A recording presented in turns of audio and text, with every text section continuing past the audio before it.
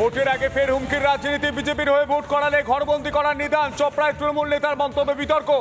চাপড়ায় তৃণমূল নেতার মন্তব্যে বিতর্ক। ভাইরাল ব্লক সহ সভাপতি রাজীব শেখের বক্তব্য, তৃণমূলের বিরুদ্ধে অভিযোগ দায়ের বিজেপির। সেই ভাইরাল ভিডিও আপনাদের শোনাবো। আপনাদের যদি শুনেছি যে এবার কোন জায়গায় চেয়ার টেবিল বসা হয়েছে, অনেকে বলছে মুরগি হাতা পার হবে না, চাপড়া বাধা যেতে পারবে না। যদি ধর্মের সুশ্রুতি দিয়ে বিজেপির ভোট করে তাদেরও বলে দিচ্ছি ঘর থেকে বার হতে দেবো না। শুধু ভোটের স্বার্থে, আমাদের জাতির স্বার্থে, আমাদের সবার স্বার্থে চাপড়া 1 আর চাপড়া 2 যদি চেবেল শেখের নেতৃত্বে যদি 18,000 লিড না করাতে পারে, জীবনগত রাজনীতি ছেড়ে দেবো। তার মানে বুঝে নিতে হবে এবার ভোটটা কি হবে। সমস্ত কমরেড আবার বলে যাচ্ছি, চাপড়া গ্রামে দাঁড়িয়ে টেবিল চেয়ার ভোট বাড়ি বাড়ি যেন প্রচার না হয়, যেন আমাদের কাছে লিস্ট না যায়। আর এই ঘটনায় স্থানীয় বিজেপি নেতৃত্ব তারা ঠিক কি বলছেন শুনবো। অবধি প্রশাসনের তরফ থেকে কোনো রকমভাবে স্টেপ নেওয়া হয়নি, সেটাও আমরা খেয়াল রেখেছি। আমরা আমাদের তরফ থেকে নির্বাচন কমিশনকে আমরা অভিযোগ জানাচ্ছি এবং নির্বাচন কমিশনকে আমি এটা যেটা হয়েছে চাপড়ার অতীতের বিশেষ করে পঞ্চায়েত নির্বাচন বা অতীতের নির্বাচন যেরকমভাবে চাপড়ায় সংগঠিত হয়েছে তার পূর্বাভাস এটা। নির্বাচন কমিশনের কাছে আমরা অভিযোগ জানাচ্ছি এবং চাপড়ার 284টা বুথই অতি স্পর্শকাতর হিসাবে চিহ্নিত করে চাপড়ার যেন মানুষের ভোট দিতে পারে তার ব্যবস্থা নির্বাচন কমিশনকে ঠিকঠাক করতে হবে।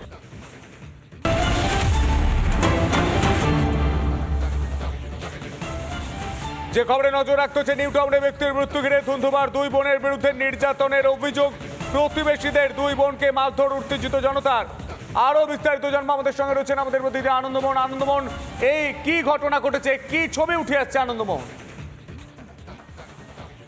প্রথমে বলে দিয়েছে মাঝবয়সী যুবক তার দেহ রয়েছে এবং যেটা জানা গেছে সে মানসিক ভারসাম্যহীন ছিল এবং নিউ টাউন থানা পুলিশ ইতিমধ্যে দেহকে উদ্ধার করেছে। মূল অভিযোগ রয়েছে বোন এবং ভগ্নিপতির বিরুদ্ধে, অর্থাৎ মানসিক ভারসাম্যহীন থাকা, তাকে তারা দায়িত্ব সহকারে দেখভাল করতেন না এবং মাঝে মধ্যে তার উপরে অত্যাচার করতেন। তাদের গুরুতর অভিযোগ রয়েছে।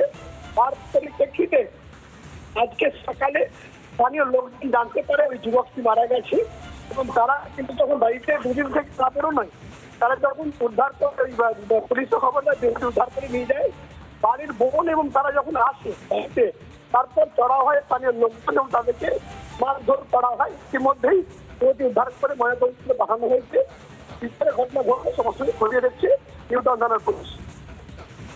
আনন্দমোহন, এই ছবির দিকে অবশ্যই আমাদের নজর থাকবে। আপাতত তোমায় ধন্যবাদ। আর এই ঘটনায় স্থানীয় বাসিন্দারা তারা ঠিক কি বলছেন শুনবো।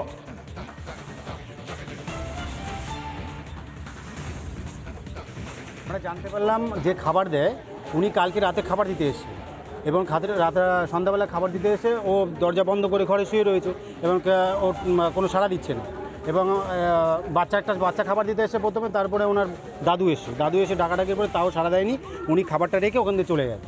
তারপরে হচ্ছে আজকে সকালবেলা মনে হয় যদি ওনাদের বাড়ি ভাড়া থাকে, উনি মনে হয় গিয়ে ডাকাডাকি করেছে, তারপরে ওঠেনি। তারপরে আমাদের পাড়ার সবাইকে বলেছে, কাকারে ফোন করেছে, কাকা এসে লোকজনকে নিয়ে গিয়ে তারপরে দরজা খুলে দেখে মরে গেছে। 2 দিদি ওখানে তো দেখাশুনো করে না, ওরা তো খালি ভাড়া নেবে, ভাড়া নিয়ে চলে যাবে।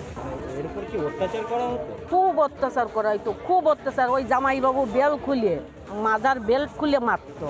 আমি ঘরতে দৌড়ে আসি, ও চিল্লাচিল্লি করতো, দৌড়ে এসে ঠিকাই দিতাম। খুব অত্যাচার করছে ওরে। ওই একটু পাগলামি করতো, একটু মাথায় মাঝে মাঝে হাত খরচা দিত না, পয়সা পাইতো না, খেতে পারতো না, তাহলে তো সে চিল্লাবে। এত বছর ধরে আমরা দেখছি ফ্যামিলিটা, ওর মা বাবা থাকতে খুব ভালো ছিল, কিন্তু হঠাৎ করে ওর বাবা কোনো কারণে অ্যাক্সিডেন্টালি মারা যায় এবং তারপরে ওর মাও এই চিন্তায় নানান রকম সাংসারিক অসুবিধার মধ্যে মাও মারা যায়। মা বাবা মারা যাওয়ার পরে বোনটা কিন্তু ভাইয়ের উপরে কম বেশি অত্যাচার শুরু করলো, যেহেতু একটু মেন্টালি একটু ডিস্টার্ব ছিল। এবার তারপরে এই বোনটা অ্যাকচুয়ালি আমাদের এই আজকের অভিযোগটা এই আজকে বোনটার সম্পত্তির জন্য কিন্তু আজকে এই ছেলেটাকে এরা নৃশংসভাবে খুন করলো। এবার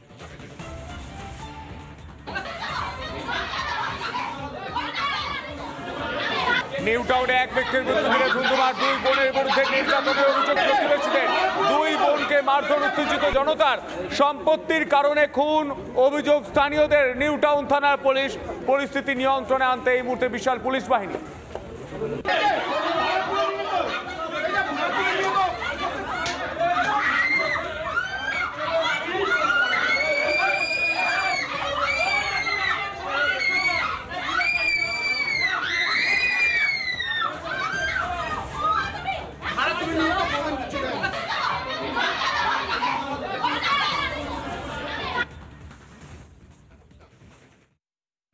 সন্দেশখালীতে যে অন্যায় করেছে তৃণমূল, তার কোনো ক্ষমা নেই। রাজ্যে কর্মসংস্থান নেই, মহিলাদের সম্মান নেই, দুর্নীতির আখড়া হয়ে যাচ্ছে রাজ্যটা।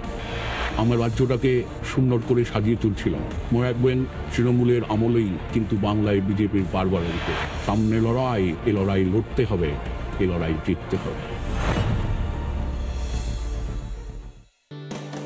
ব্র্যান্ডেড কানের মেশিনের একমাত্র চয়েস শ্রবণী।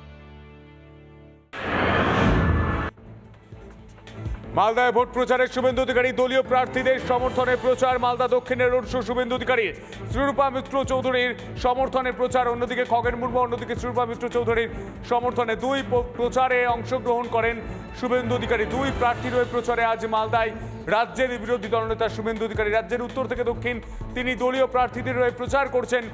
আজ তিনি মালদায়, কখনো তিনি কোচবিহার, কখনো তিনি মেদিনীপুর, কখনো তিনি মালদায়। এই মুহূর্তে সেই ছবি আমরা দেখতে পাচ্ছি। দুই প্রার্থীর হয়ে প্রচার, মালদা দক্ষিণ, মালদা উত্তর। দুই প্রার্থীর হয়ে প্রচারে রাজ্যের বিরোধী দলনেতা শুভেন্দু অধিকারী। তিনি আজ দুই প্রার্থীর হয়ে প্রচার করেন মালদা উত্তর এবং মালদা দক্ষিণে। শ্রীরূপা মিত্র চৌধুরীর সমর্থনে রোড শো এবং খগেন মুর্মুর সমর্থনে পদযাত্রা। সেই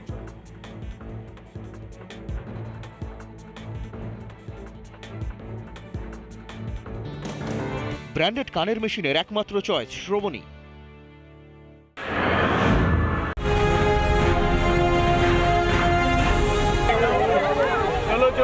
যে পরিমাণ মানুষ এই মুহূর্তে রয়েছে সামনের সিটে, দীপক অধিকারী রয়েছে দেখতে প্রচুর মানুষ এই মুহূর্তে অপেক্ষা করছিল।